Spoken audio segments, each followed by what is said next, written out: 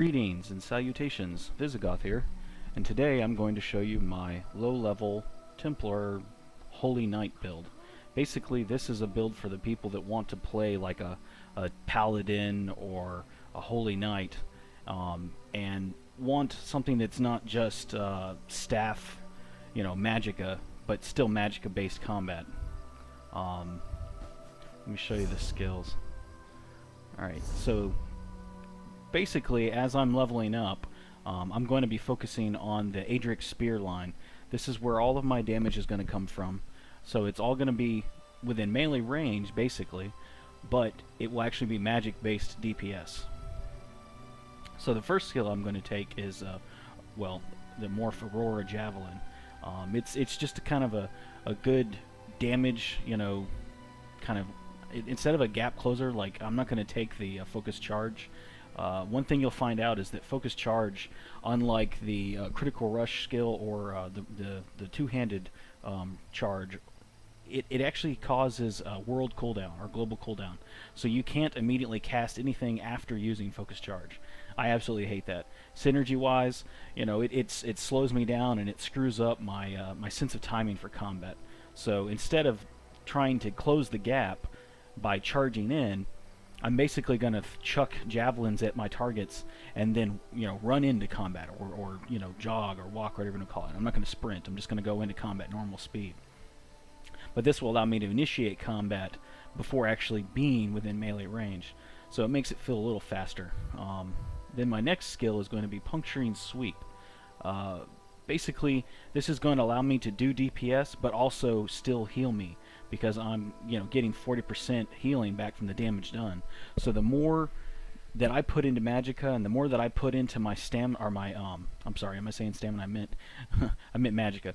The more that I put into my Magicka-based, damage, so like the more I put into Magicka, the more I put into like, Magicka crit chance, things like that, it's actually going to up my healing too. So it's going to make me more survivable.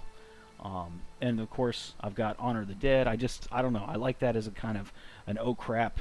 I need to heal. I need to heal up. Or in between fights. When I'm not actually doing damage and relying on this to heal me, it's nice to kind of top off of that.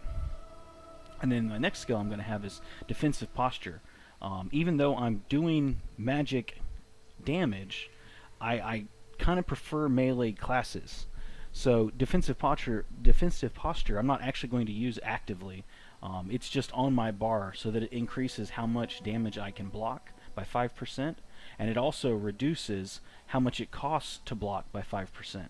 So basically, when I run out of Magicka, if that does happen, and I can no longer cast Honor the Dead to heal myself, and I can no longer cast Puncturing Sweep to heal myself, I can just straight up block with my shield, and that will use up the stamina that I've kind of been saving for dodge rolling, sprinting, all those things, and that will allow me to kind of regen Magicka so that I can then go back to doing Puncturing Sweep if I'm still in combat. And then of course I've got Mage Light. Mage Light is a great skill to have on my bar just because it increases how much spell critical damage I do, which I'm doing spell-based damage. So it's really nice, toggleable. It doesn't make my build any more complicated. It's a super simplistic build, yet it still puts out a lot of damage. And I'm still also very tanky. And of course I'm going to take Radial Sweep as my ultimate. That's, in my opinion, that's the best ultimate for questing on a Templar. It's just, you can't beat it. Alright, so of course you can see passive-wise, since Adric Spear is where I'm going to be doing all of my damage from, and I'm going to have mostly Adric Spear skills on my bar, same thing with the ultimate, I'm going to take every passive that I can unlock and get as fast as I can. They're too useful. I mean, increases the amount of damage you can block against melee attacks. That's going to make me tankier. Increases the damage bonus from your critical strikes. That's going to mean that when I do crit, it does more damage. I mean, that's just super helpful. Once I get higher and unlock Burning Light, gives you a 25% chance to cause an extra amount of damage. I mean, that's going to be good. That's just straight up buffing my damage. And of course, you take this into consideration, Burning Light, when I throw out Puncturing Sweeps. Not only am I doing more damage, but because I'm doing more damage, I'm getting more healing back, so that makes me even tankier. And then of course, once I get to 39 and get Balanced Warrior, increases your weapon damage by 3%. That's just kind of nice. That means that each little time each time I swing my mace, I get just a little bit more tick of damage per hit. I mean, yeah, it's just kind of helpful. The spell resistance, hey, you know, that makes me a little tankier. That's nice. That means I can stand up against casters. Let's go into Dawn's Wrath. Now, I'm actually not going to use any of the Dawn's Wrath skills in my build until I hit 15 and unlock my second bar. And then I'll start loading up my second bar with whatever skills I have that I'm not using on my main bar, so that when I turn in quests, I can level those skills up. Because even though I'm not interested in any of the skills from this skill tree, the passive Restoring Spirit reduces magic, reduces stamina, and reduces ultimate ability cost. That's super great to have when you're towards endgame. It's nice. It's that much more reduction of cost. Alright, when I go into Restoring Light, if you'll look, I only take Mending just because that increases the healing that I do. So that means that I heal myself more, which just makes me tankier. And then I'm going to take Honor the Dead, and that's just kind of like my oh crap heal. Now, later on, I might decide to swap out Honor the Dead with Restoring Aura once I unlocked it, and then take the Morph that gets rid of the cost, just because it would be nice to have that 10% health, stamina, and Magicka regen while I'm playing. And honestly, running Puncturing Sweeps almost constantly, I'm getting so much healing back that I don't necessarily need an oh crap heal most of the time. And even if I did, by that point I would probably be able to kill enough things that I could pop off the morph of Restoring Aura and just, you know, bring back all that health from all the dead bodies around me. Now, let's go into the weapon. Since this is kind of a Paladin or a Holy Knight build, you know, I'm kind of thinking like the way I like to play it is like the old school D&D cleric, or, you know, that type of holy, you know, warrior. So I'm going to go with mace and a shield. Now, I'm not counting on damage coming from the mace. I'm counting on my damage coming from my class abilities, the Ardric Spear line, or the Adriatic Spear, however you pronounce it. So really, the mace is just there because I like it. It looks cool aesthetically. And the shield, now the shield actually makes me tankier. Like I said before, it allows me to, when I run out of Magicka, to just block. I can literally just block and then mitigate that damage, so I'm not taking as much damage to my health. And now the nice thing is there's a game mechanic called block casting. Basically, you continue to block. In other words, you would hold your, what is it for you guys with your mouse? Your right mouse button. You hold your right mouse button, and then you just cast your whatever your spell is, and you don't let go of your right mouse button. When the spell when the spell finishes, like the animation goes off, you go right back to blocking. So you can actually block while you're casting. That's what block casting is. Well, that's what I'm doing here. So I'm not going to take any of these actual active skills except for defensive posture, just to buff my stuff passively.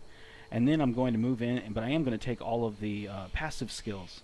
Basically, anything that's going to make me stronger passively is what I'm going to like to do. Alright, so let's go into armor. Now, because I am running magic-based build, I am actually wearing a lot of light armor compared to what you would think. I'm actually running, I believe, let's see, 1, 2, 3, 4, 5 pieces of light, 2 pieces of heavy. That allows me to be still somewhat tanky with the heavy pieces, and also the heavy passives that go along with that armor, but also ups my spell damage because of all the light armor pieces, and my Magicka regen, which means I can do even more damage and more healing. It just works out really well, trust me. So I'm basically going to take every passive that is under the light armor skill line, except for Prodigy, because I'm not going to be running a full set, or because I think it's 5. I'm not going to be running 5 pieces of light armor. I don't know. Maybe. Let's see. 1, 2, 3, 4, 5. Yeah, so I am running 5 pieces, so then I probably will take that once I unlock it, just because it'll up my spell crit rating. But I've got to research that, because the tooltip says with a full set of light armor equipped. Now, other skills will actually say 5 pieces. Like this one. It says when a heavy armor set of 5 or more pieces is equipped.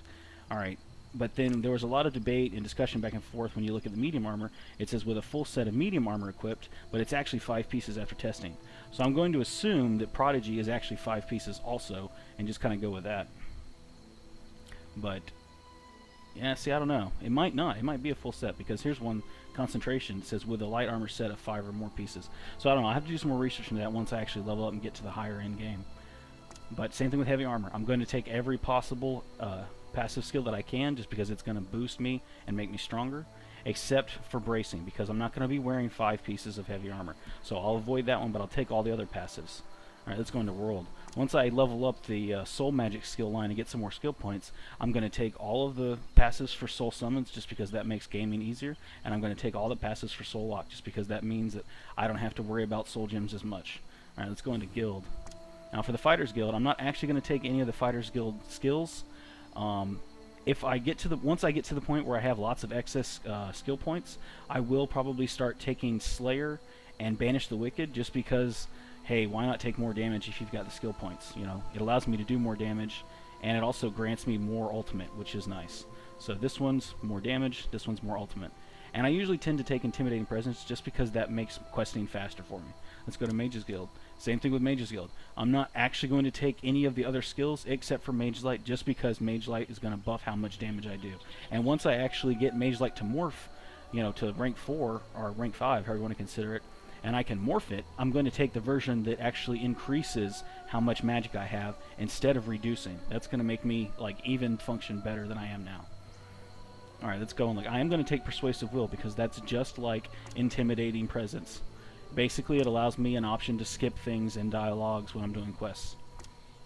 Undaunted. Now, I don't usually typically run dungeons and such with groups, so I'm probably not going to unlock Undaunted until I'm, you know, like Veteran rank 13 or 12 or something like that on this character.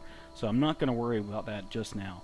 Now, of course, it would be nice to have Undaunted Metal, or, yeah, Undaunted Metal, but it's going to take me forever to unlock that, so I'm not going to worry about it right off the bat. Same thing with Alliance skills. I'm not going to worry about Alliance War skills. Racial, I'm going to take every racial that I can, just because why not? They're passive skills. Crafting, I'm not doing any crafting on this character except for provisioning. Why am I doing provisioning? Well, because I like to run, let me show you, these. Basically, Magicka Recovery. This character is magic based, so I'm going to get as many potions that I can, or as many recipes as I can that are going to boost my Magicka Recovery. Now later on, when I start getting higher recipes and I can run like dual stat pots or like tri-stat pots, I'll go with those. Right now, this is what I can craft, so I am crafting it. So going back to skills, that's why I actually take the provisioning, so I level up provisioning, but also make sure to take Connoisseur, because it adds 5 minutes to the duration of any consumed drink.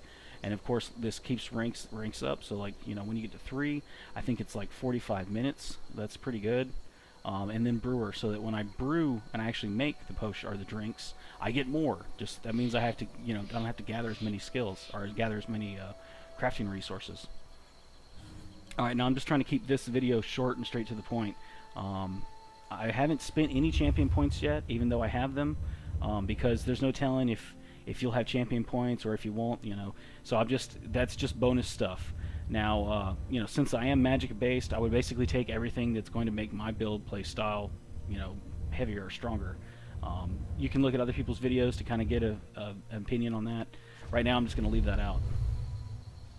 All right, let's look at gear. Basically, your heaviest, or this piece of armor that gives you the, or the how am I going to say this? Okay, the armor piece that you can equip that actually gives you the highest armor value is going to be your chest. So of course, since I'm running heavy and light, my chest piece is going to be heavy.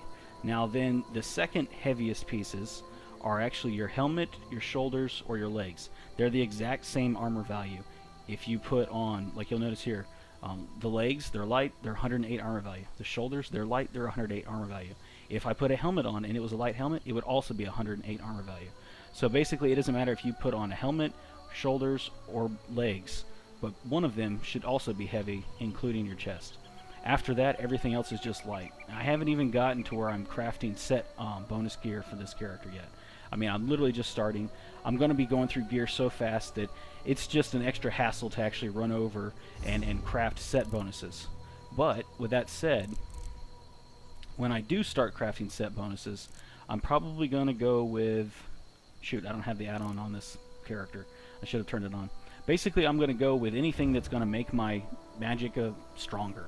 I'll put, you know, some sort of link in the description to kind of show you which set bonus I'd go with. Same thing with Jory, you know, like...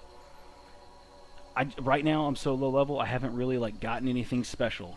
You know, this is just what I got from quest rewards. I mean, stamina, I don't even need stamina. I would run arcane, or I would run health. Reduced spell cost, that's good. You know, magic recovery enchantment, that's good too. You know, kind of at this point, you're low level. It's not super like mid-maxy. You know, you don't have to be like, oh my god, I have to have this and I have to have that. One thing that I will definitely run though is training. Everything that I can, I'll run training on. Just because I'm low level, the faster I can level it up, the more I unlock those things, or the faster I unlock skills and passives, the quicker I can use them and make my build stronger and play exactly how I want to.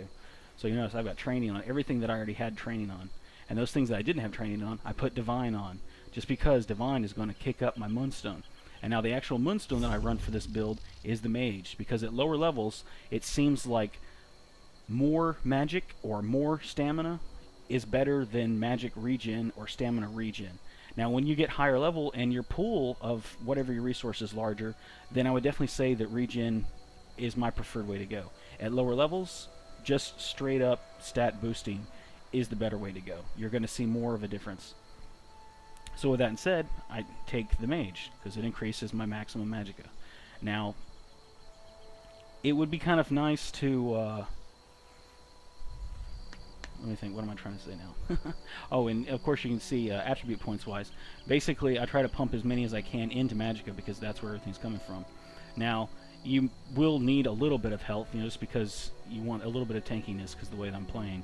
So, you know, you'll kind of have to figure that out. You might need to go 5 health and 6 Magicka, or you might even be able to get away with going 8 Magicka and 3 health. It depends on the race that you pick. I've got the Nord, so I'm actually kind of a little tankier than most classes. Maybe not as tanky as like an Imperial, but I'm definitely not as squishy as like a Briton. So, you know, I mean, it's kind of back and forth at that point. I think that's pretty much it. Let me do a quick little check here just to make sure I've covered everything. Yep, that's it. So now let me go out and show you how this actually works and plays. So I'm level 12, just to kind of show you that this is a strong way to level in Quest. I'm actually in a zone that's level 17. So I mean, you know, what is that, 12? 5 levels ahead of me? I mean, you make your judgments. So basically I'm going to make sure that I've got Mage Light on, because that's going to up my damage. Now you can do this without using the drink to increase your magic regen. It still works. Here, I'll chuck a javelin just to get the combat started. Chuck another javelin. Just do a couple swings. Throw off a biting jab, I think is what it's called. Do another biting jabs. He's basically finished off. Throw off another javelin, knock him back. And when he comes to me, boom, finish him off. Oh, takes a couple more hits than I thought it would. There you go. I mean, you can see, like, I lost no health, and I did a good amount of damage to him. Now, of course, these are zombies, so they're not doing anything, like, super crazy. But, hey, they're level 17. I mean, come on. I can still block. I mean, it's, I don't know, personally, this is my second favorite way to play. Now, that's showing you just how it works without even running the magic regen. Looks like some guys are over here farming, so I'm kind of not able to pull like 4 or 5 guys at one time.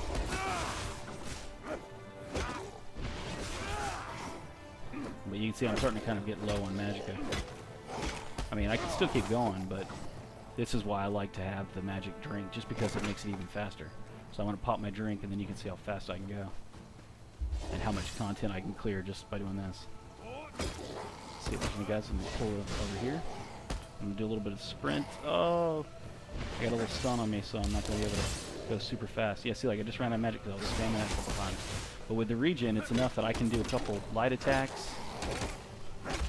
Pop off javelin, or biting javelin. Pop off biting javelin again. Everything's dead. I still got full health. I mean...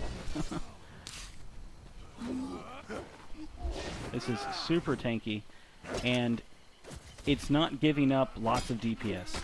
I mean, granted, this isn't as much DPS as, I don't know, say a pure DPS build, but I still have crap loads of tankiness to it. So, I mean, you know, you make your judgments. It does tend to go a little slower because I don't have any kind of like gap closers. But it's kind of like you give up that speed for tankiness.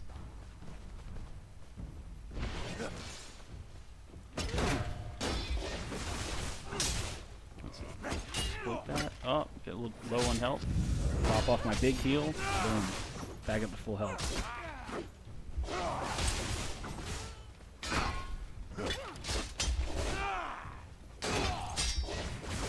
I mean, yeah, this is... Here, I haven't even popped off my... I wasn't even using my ultimate. I mean, I don't really need it. Yeah, see, combat's over. Still got a little low health. Pop off my big heal, and then go to the next, fight. I mean, by the time I get into the fight, I'll have regened enough Magicka to sustain myself during the fight. Now! I mean, as far as I'm concerned, this is this is a mid-max build. Now, granted, there's other ways to do mid-maxing. This is a specific playstyle for mid-maxing. I mean, look at this. These guys level 17. I'm only level 12. I don't know. I think 5 levels is a fair way to judge things. Let me go run over here and get some higher level content and see how far we can actually push this. Get something besides zombies. Somebody that actually does, like, I don't know, some spell casting or some archer or something. It's been so long since I've been to this zone. I don't remember where everything is. It's almost been a year. Now, I'm pretty sure I wouldn't be able to do one of the group bosses by myself at this level. I mean, you're talking about a group boss that's also 5 levels ahead of me. But I can definitely do a group boss that's my level with this build. I've got enough sustainability. The fight would take a little while, but I could easily tank the fight. And then it would just take a little time to actually damage it down. Yeah, let's go over down into the marsh. They should be level 18, maybe even like 19 and 20.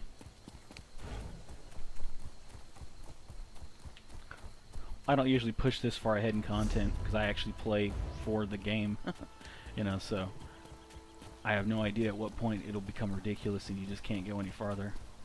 I'm kind of curious to see. Oh my god, I forgot what it's like to ride a mount that's super slow.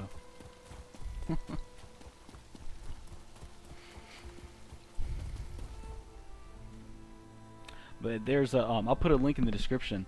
The build that I'm going to be working towards as I'm leveling, so once I get towards, like, I don't know, level 50, VR1 to 5, I don't know, once I get towards Endgame, there's a really neat looking build from one of the guys at the Quest Gaming Network that's a very active Paladin tanky kind of build, and yet still does good DPS and has really good survivability. That's kind of where I'm aiming for with this build, with this character. My first or my foremost favorite gameplay style is probably melee DPS, and I've got that other build that describes my mains build, and that's what that is. This is kind of like my second favorite playstyle, and after that, I really don't care for any of the other playstyles. I'm not into magic, spell casting. I'm not into staffs, that's not where I'm at. There we go. Level 24. Holy crap. I wasn't expecting that. Alright, let's see if this will even work with that. Alright. This might be so, like, broken that they're like, no, we're not going to allow you to do that. That's bullshit. I should probably save my magic before when I actually need the help. There we go. I think I need some health. Oh, whoa. That was not what I was expecting. A little bit of lag there. Okay, now I want to do some block casting so I can survive through this. Probably getting out of range. No, there we go. Block casting for the win. Remember, block casting is literally just holding your block and then not letting go of it and casting. It's literally indistinguishable by the human eye, because what's happening is that split second that it takes to cast the skill, that's when your block drops. Even though the animation is still there, you're actually blocking. Yeah, let's do that again. I haven't let my magic regen, which I probably should have.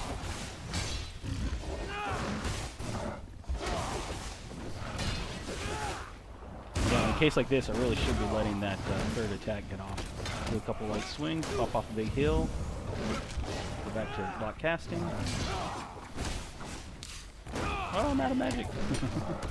Okay, stop blocking, go back to blocking, cast off my big heal. Oh yeah, I don't think it's going to work this time. 3 of them is a bit much. Oh, yep. But you can see, those guys level 24, I'm only 12. I was able to kill 2 of them, 3 of them, and it's too much. Alright, well, that's basically it. I wanted to keep this short, straight, and to the point.